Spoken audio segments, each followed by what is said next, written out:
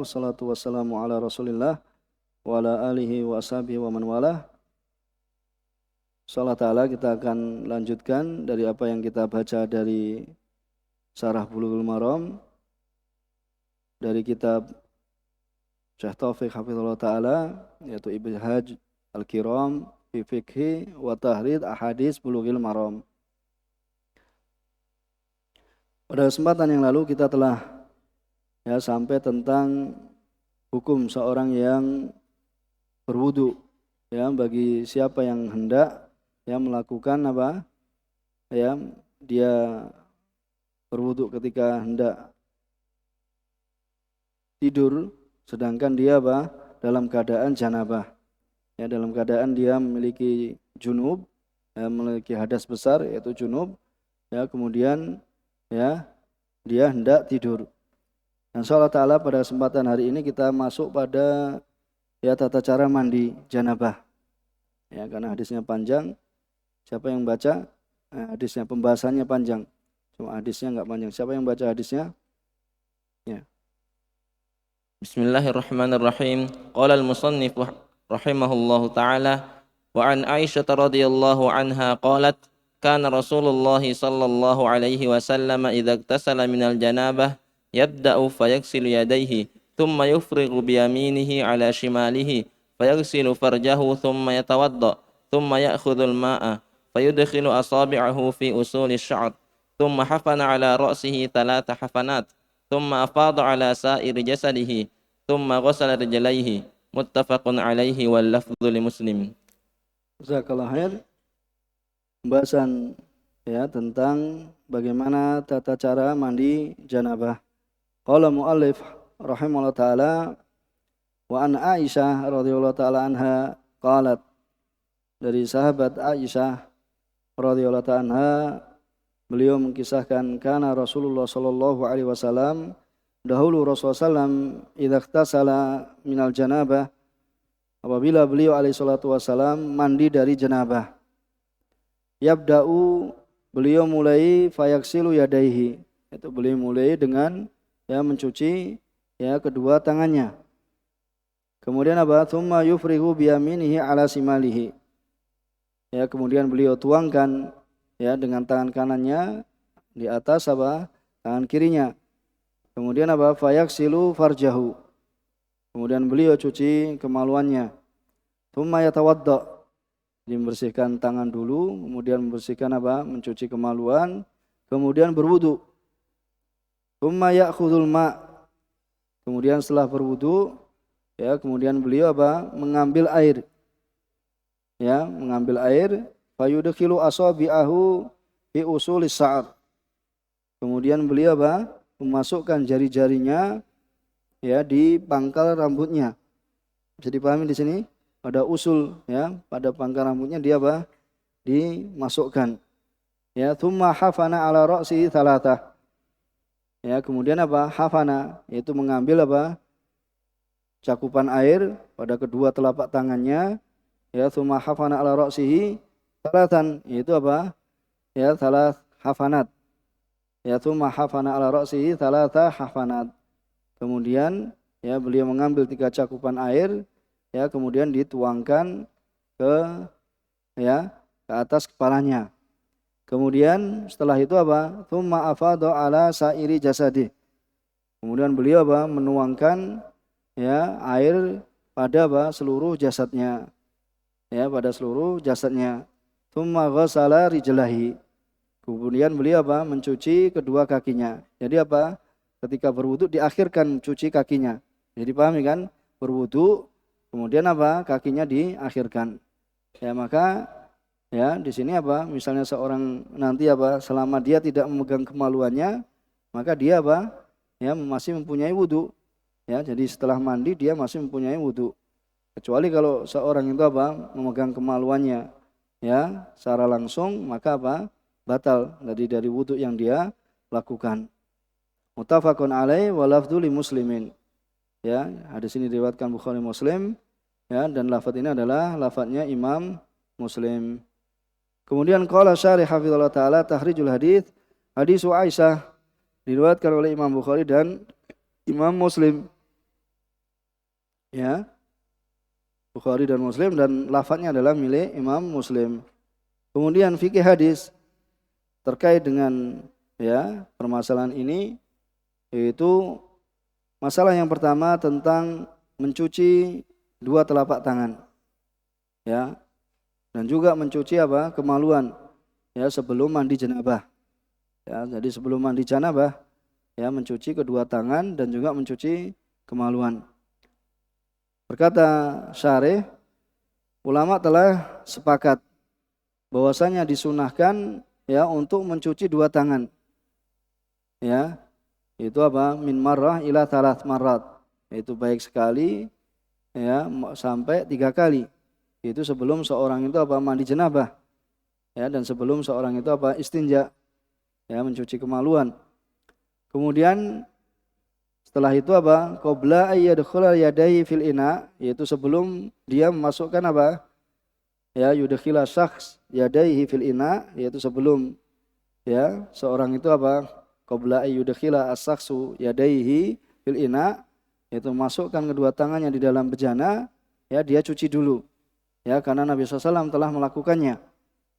Dan juga di dalam hadis Aisyah bahwasanya Rasulullah SAW apabila beliau mandi, ya, mandi janabah di sini maksudnya, ya, beliau memulainya dengan mencuci kedua tangan. Kemudian beliau apa menuangkan ya dengan tangan kanannya ya di atas tangan kirinya, kemudian beliau cuci kemaluannya. Jadi urutan yang pertama apa? Biar ingat, ya, cuci tangan dulu, tuangkan pada tangan yang kiri, ya, intinya tangannya dicuci. Ya, kemudian apa? Setelah itu mencuci kemaluannya. Ya, mencuci kemaluannya. Wa jaa kadzalika min hadis Maimunah. Begitu juga ya datang pada hadis Maimunah. Jadi apa? Ya, tata cara mandi yang dinukilkan dari Rasulullah SAW datang pada hadis Aisyah dan juga hadis Maimunah. Ya, ini dua dulu. Ya, fi sahihain. Kemudian apa? Fa ghassala yadayhi maratain aw tsalatan. Jadi beliau mencuci ya kedua tangannya 2 kali atau 3 kali. Tsumma afraha ala shimalihi, ya, kemudian menuangkan ya pada tangan kirinya atau sebelah kirinya, kemudian mencuci apa? Kemaluannya. Ya, mencuci kemaluannya. Kemudian ya mencuci ini ya terdapat kemungkinan yaitu adalah dikarenakan apa? Untuk kebersihan. Ya, tujuannya adalah untuk kebersihan. Ya, sehingga apa? Hilang ya ada yaitu kotoran. Sehingga apa? Untuk menghilangkan apa? Kotoran yang apa? Bisa jadi kotoran itu apa? Melekat ya pada tangan dikarenakan apa? Ya, karenakan ya sebelumnya melakukan jima. Ya, atau ada kemungkinan bahwasanya mencucinya ini adalah ya amrun ta'abudi. Ya, ta'abudi itu apa? Kita tidak tahu alasannya kenapa. Ya, tetapi Rasulullah SAW apa? Melakukannya. Ya, yaitu bahasanya hukumnya di sini sunnah. Ya, dan seandainya di tangan itu tidak ada kotoran, ya, seandainya apa? Ya, tidak ada kotoran, ya, sebagaimana dalam wudu, ya, disunahkan juga seorang itu apa? Mencuci 2 kali atau 3 kali, ya, mencuci 3 kali, ya, di awal permulaan, ya, sekalipun apa? Tidak ada kotoran, ya, di tangannya, ya, karena ini apa? Dilakukan oleh Rasulullah SAW, dan fiilnya perbuatan Rasulullah SAW itu menunjukkan akan sunnahnya. Begitu juga mereka telah sepakat akan disunahkan seorang yang junub untuk ya mencuci kemaluannya ya sebelum mandi janabah. Ya, sehingga kalau sudah dicuci kemaluannya berarti apa? Ya, kemudian dia berwudu, yaitu tadi. Berarti apabila dia apa? Mau sholat, kemudian dia tidak memegang kemaluannya apa? Masih memiliki apa? Wudu. Ya, dia masih memiliki wudu. Ya, sebagaimana dalam hadis Aisyah dan juga hadis Maimunah. Ya, dan keduanya adalah di Sahihain dalam Bukhari ya Muslim. Keduanya berkata tsumma yufriq biyaminihi ala shimalihi. Kemudian menuangkan ya dengan tangan kanannya ke shimalnya, ke kirinya. Kemudian apa? Mencuci kemaluannya, kemudian berwudu. Jadi kembali lagi, pertama apa? Mencuci tangan. Kemudian apa? Mencuci kemaluan. Kemudian berwudu. Ya, supaya ingat. Ya, kalau antum melakukan apa? Sunnah, ya pahalanya lebih besar. Kalau antum misalnya mandi langsung nyebur ke sungai misalnya, ya.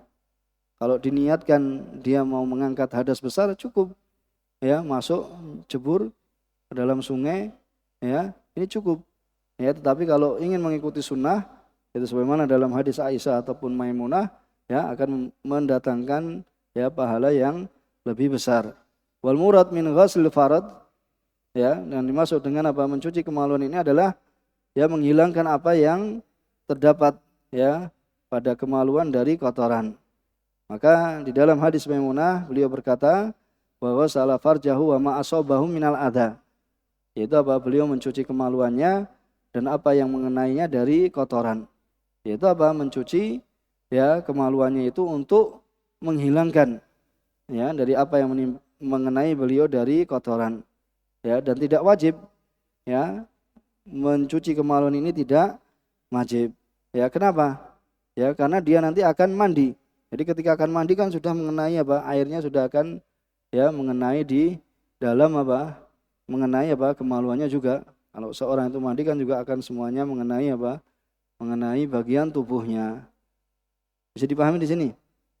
Kemudian masalah yang kedua yaitu berwudu sebelum mandi janabah. Jadi berwudu sebelum mandi janabah.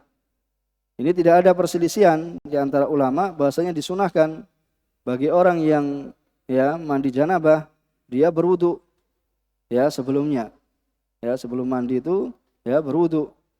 Karena ini yang dilakukan oleh Nabi SAW sebagaimana dalam hadis Aisyah, "Faghsilu farjahu tsumma yatawadda." Ya, tsumma yatawadda di sini. Ya, tsumma ya'khudhul ma'. Ya. Kemudian mengambil air, fayudkhil ya asabi'ahu fi usuli sa'r.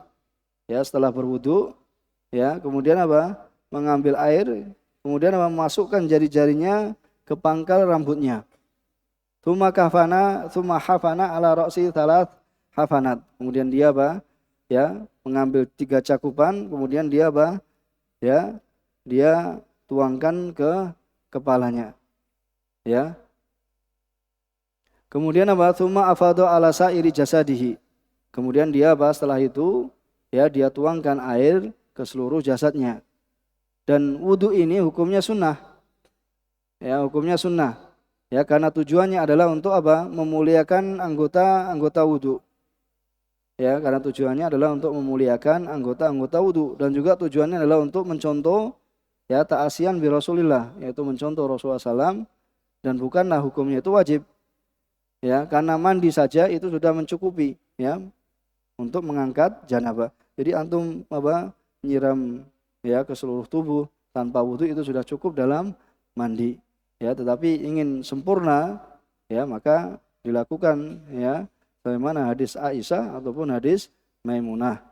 Ya, dikarenakan wudu saja itu sudah mengangkat janabah. Ya, maka barang siapa mandi maka sudah terangkat ya janabahnya. Ya, walaupun dia tidak berwudu. Dan menurut jumhur ulama bahasanya disunahkan ya seorang itu apa? Ya mencuci ya anggota ini 3 kali. Ya, sebagaimana berwudu di dalam salat. Ya, dikarenakan apa yang terdapat dalam Sahihain dari hadis Maimunah dan Aisyah karena Rasulullah SAW idza aktasala minal janabah yaitu ghasala yadayhi wa tawadda wudu'ahu lis-shalah. Yaitu adalah anal wudu'una seperti wudunya beliau sallallahu alaihi wasallam ketika akan sholat. Ya, dan ini adalah sunnah hukumnya. Kemudian kita tambah satu, ya, masalah yang ketiga tentang mencuci ya 2 kaki. Ya, 2 kaki bersama dengan wudu. Di sini sebutkan tidak ada perbedaan pendapat di kalangan ulama bahasanya boleh bagi orang yang berwudu ya sebelum mandi janabah ya dia mencuci kakinya bersama wudunya. Jadi boleh ya dia langsung apa? Qabla ghusl janabah sebelum menyiramkan air ke seluruh tubuhnya boleh dia cuci kakinya bersama wudunya. Kemudian mereka apa? Berselisih pendapat. Ya, manakah yang lebih utama?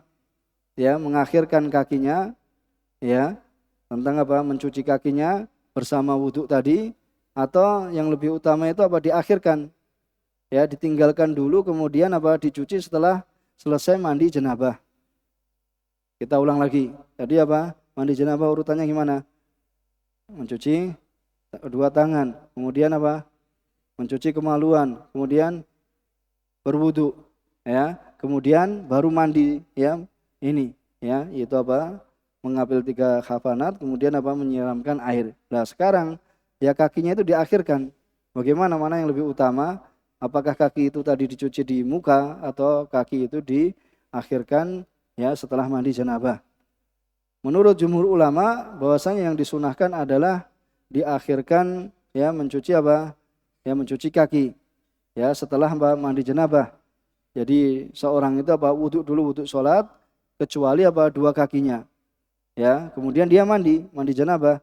Ya, baru dia apa mencuci kedua kakinya.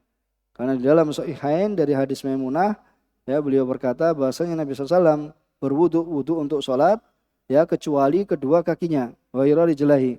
Kemudian apa beliau ya menuangkan air ya atas anggota badannya, kemudian beliau apa ya pindah yaitu summa tanaha yaitu geser sedikit, kemudian apa fa ghasala qadamai, kemudian beliau ya mencuci kedua kakinya. Ya, begitu juga datang dari Aisyah dalam Sahih Muslim semisalnya. Ya, tsumma hafana ala ra'si salat hafanat, itu tadi mengambil cakupan ini, kemudian ya, tsumma afadha ala sa'iri jasadihi, menuangkan air ke seluruh tubuhnya, tsumma ghassala rijlaihi. Ya, diakhirkan juga ai annahu akhara ghassala rijlain ila ba'ti ghusl janabah. Itu diakhirkan mencuci kakinya. Dan ini adalah yang benar. Ya. Dan menurut fuqaha ya, jadi ahli fikih mereka berpandangan bahwasanya tujuan kenapa diakhirkan mencuci kedua kaki ini karena apa? Kotoran itu ya kadang apa? Ya turun ke bawah. Ya katanya mereka ini. Biasanya memang kalau fuqaha itu sering mengambil apa? Alasan-alasan kenapa begini, kenapa begitu. Ya, jadi apa? Kotoran itu apa turun ke bawah. Ya, yang kadang apa? Kotoran itu turun ya dari atas ke bawah ini akhirnya turun ke kaki ya sehingga diakhirkan. Bisa dipahami kan ini kan? Ya, insyaallah kita cukupkan di sini. Ya, ini 3 masalah yang kita baca dan masih ada masalah yang lainnya. Insyaallah kita akan lanjutkan pada kesempatan yang akan datang. Subhanakallahumma wa bihamdika asyhadu an la ilaha illa anta astaghfiruka wa atubu ilaik.